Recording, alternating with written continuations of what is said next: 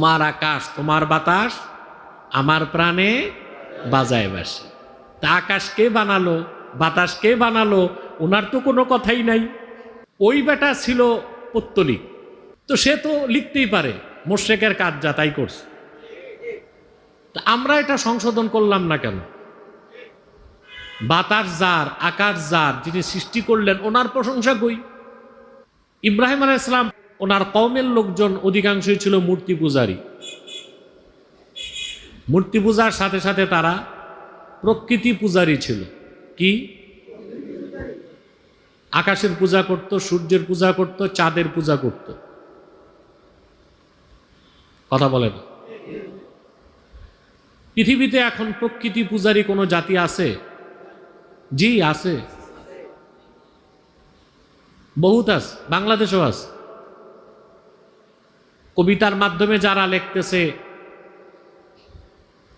যেমন অনেকে কাব্যিক ছন্দে দেশের প্রশংসা করতে যে আকাশ বাতাস ফসল ফল ফলাদি এগুলোর প্রশংসা করে, কিন্তু যিনি সৃষ্টি করছেন ওনার প্রশংসা।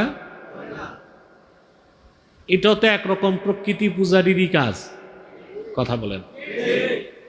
তোমার আকাশ তোমার বাতাস আমার প্রাণে বাজায় বাসে।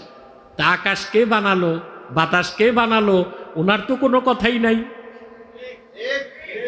ঠিকটা বুঝে কোন নাই? তোমার আকাশ তোমার বাতাস আমার প্রাণে বাজায় বাসে।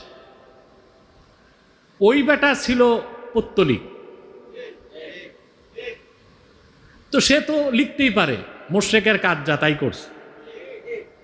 তা আমরা এটা সংশোধন করলাম না কেন? বাতাস যার, আকাশ যার, যিনি সৃষ্টি করলেন ওনার প্রশংসা কই। কথা বলেন। তো ঘুরে ফিরে প্রকৃতি পূজারীও আছে, এখন মূর্তি পূজারীও